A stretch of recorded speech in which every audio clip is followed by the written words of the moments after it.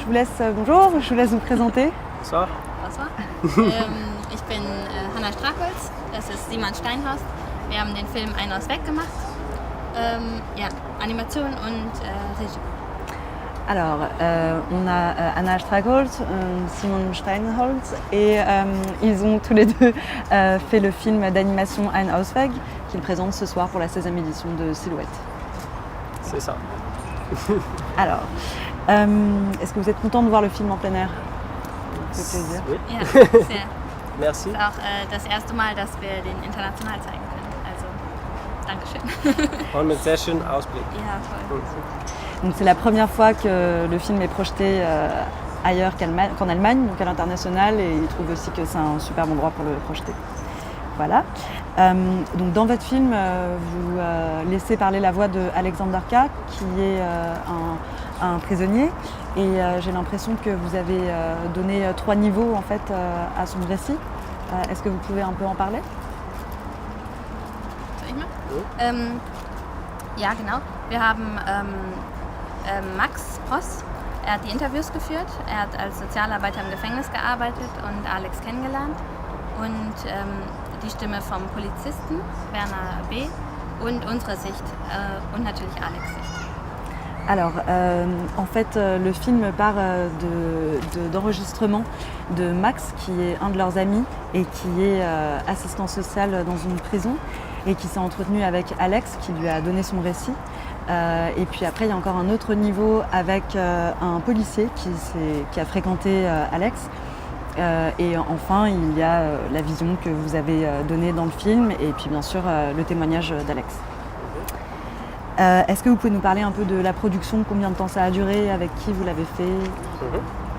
Den ganzen Film zu machen hat ungefähr 3 Jahre gedauert. Und es hat angefangen mit Max Aufnahmen. Alors le film en entier, on a mis 1 an à le faire. Et, 3 ans. 3 ans. 3 ans. Pardon. Et tout a commencé à partir des enregistrements que notre ami Max a fait. Genau. Und dann sind wir zusammengekommen und haben entschlossen, einen Film zusammen zu machen. Das waren wir am Anfang zu 5, also Hanna, ich, Max, Caroline und Antonio. Sie haben die Produktionsfirma Paradies gegründet, ja, und mit denen haben wir das zusammen. Donc du coup, on s'est réunis tous les deux et on a eu envie de faire ce film à partir des témoignages. Et on était donc 5, donc Hanna, Simon et puis encore Antonio et Caroline. Et on a été accompagnés par la société de production Paradis. Voilà. C'est ça. Und dann haben wir Zeit gebraucht für Förderanträge, ein bisschen Geld für den Film zu bekommen. Après, on a dû chercher et attendre les subventions pour avoir un peu d'argent pour faire le film. Einen Trailer gemacht, um zu zeigen, was wir so vorhaben. Und dann haben wir 1 Jahr lang nur Animation gemacht. Et puis, quand on a eu les subventions, on a fait un petit trailer pour montrer ce qu'on avait en tête. Et puis après, il ne s'agissait plus que de travailler pendant 1 an. Tout le temps. Ouais. Ok. Votre animation, ce qu'elle a de particulier, c'est qu'elle a une voix documentaire et après on a du dessin qui est animé, mais vous avez choisi de faire ça de manière non littérale, donc les dessins ne suivent pas la voix.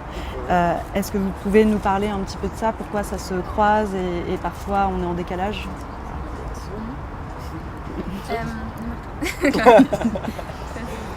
Okay, alles klar. Es gibt ein Problem, für meiner Meinung nach gibt es ein Problem, wenn man zu illustrativ arbeitet. Also wenn man einfach das illustriert, was erzählt wird. Das ist ein bisschen langweilig. Deswegen haben wir... Ja.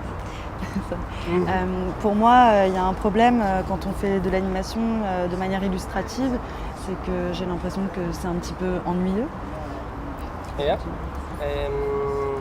Und es gibt einfach viel mehr Raum, die Geschichten zu erforschen, wenn man unterschiedliche Ebenen zusammenbringt. Es ist ein bisschen überfordernd, wenn man ein Bild sieht und was anderes hört, aber es regt zum Denken an. Ok. Pour moi, il y a plein d'autres espaces où on peut construire la narration et bien sûr c'est plus exigeant, mais je trouve ça beaucoup plus intéressant quand le spectateur voit autre chose que ce qu'il entend.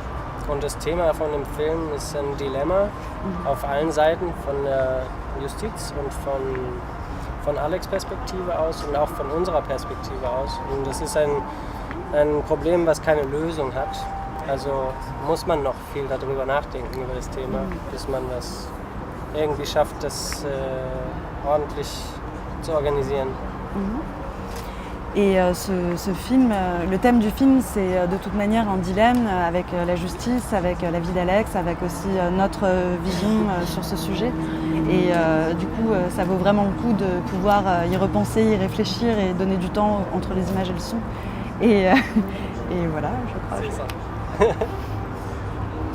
Alors, il y a aussi autre chose que vous faites dans le film, c'est que vous faites pas mal de pauses sur les images et vous ajoutez, vous mettez une vraie richesse avec les couleurs, avec des ajouts de couches. Et je me demandais dans quel but vous avez fait ça. Wir wollten erstmal, dass jede Szene für sich stehen kann, dass jedes Bild wie ein stehendes Gemälde anzugucken ist, wo man viel Zeit hat, sich das auch anzuschauen. On voulait vraiment que chaque scène puisse exister en elle-même, comme une image, comme un tableau, et qu'on puisse le regarder à loisir, pouvoir le décortiquer. Und gleichzeitig ist es auch ein Kontrast, weil Alex eben in der Zelle eingesperrt ist und in seinen Gedanken hat er die völlige Freiheit und das Bild steht still, aber die Animation läuft weiter. Oui, et ça fonctionne aussi parallèlement sur un contraste, c'est que Alex est en prison dans une cellule complètement immobile et en même temps dans l'image en fait la vibration qu'a l'image représente aussi sa pensée qui est beaucoup plus libre et va à différents endroits. Das Kopfkino. Oui, c'est le Kopfkino, Le cinéma de la tête. Voilà. Das ist sehr schön passt. C'est un mot en allemand qui veut dire que voilà, c'est le cinéma dans la tête avec beaucoup plus d'imagination que Also man ist im Gefängnis, aber die Gedanken sind frei. Voilà. L'homme peut être en prison, mais les pensées restent libres. Et du coup, justement sur le même sujet, à la fin du film, le policier lui dit que regarde le prisonnier Alex et lui dit qu'il va bientôt sortir, mais que d'ici 9 mois il refera sûrement un autre crime.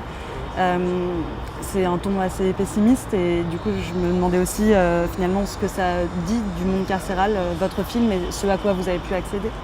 Ich glaube nicht, dass es Pessimismus ist, es ist eher Resignation. D'accord, c'est pas vraiment le pessimisme, mais c'est plutôt de la résignation. Aber der Kommissar Bauschert ist ein sehr, sehr optimistischer Mensch eigentlich, der überzeugt ist vom Gesetz und von Fairness.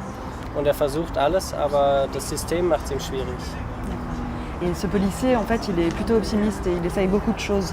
Simplement, le système ne l'aide pas vraiment.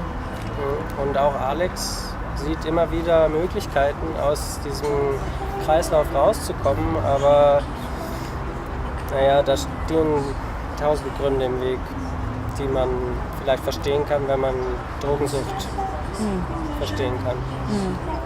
Et Alex a aussi eu maintes fois la possibilité de peut-être sortir de ce cercle vicieux, mais il y a plein de circonstances qui font que c'est très difficile de s'en échapper. Quelque chose à rajouter? War das schon die Antwort auf die Frage? Ja, je crois bien. Ja? Je crois bien, oui. Oui. Je crois que vous disiez que des deux côtés, c'était la résignation. Ja, wollte ich noch sagen. Mit, den Kampf gegen den Müll. Ja, genau. Sag du. Achso, ja, der Polizist sagt ja selber, in dem Film auch, er ist wie Don Quixote, der gegen die Windmühlen kämpft. Ah ja. Ja, D'ailleurs, il voulait souligner que le policier lui-même dans le film dit qu'il se voit un peu comme un Don Quichotte qui lutte sans cesse. Sans cesse. Et voilà, avec peu de... Personne n'abandonne. Une note d'espoir pour la fin. Merci beaucoup. merci beaucoup. Merci à vous.